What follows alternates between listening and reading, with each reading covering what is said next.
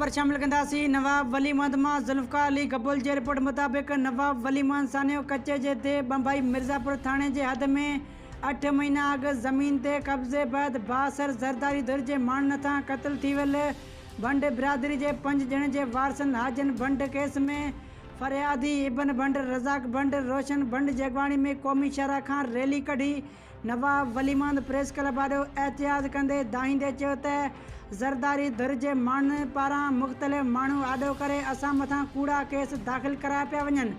क़त्ल कयल 5 ॼणनि माशूक भंड, साबिन भंड, अकमल भंड, शेर मोहम्मद उर्फ़ ट्रू भंड, अयाज़ भंड जे केस तां हथ खणण लाइ पुलिस मार्फत दॿाउ विधो पियो वञे। क़ातिल सरेआम घुमी रहिया आहिनि, खेनि पुलिस गिरफ़्तार नथी करे जॾहिं त हाणे चेट जी मौसम में कणिक काइण जी मुद आहे। आॾो मुख़्तलिफ़ माण्हू करे साॻियुनि ज़मीन ते ज़बरदस्ती ट्रैक्टर ज़रिए हर हयां पिया वञनि। ज़मीन ते ॿीहर कब्ज़े करण जी कोशिश कई पई वञे। पुलिस ज़रदारी धुर सां वंगार वेंदे वधीक नुक़सान करणु चाहे थी।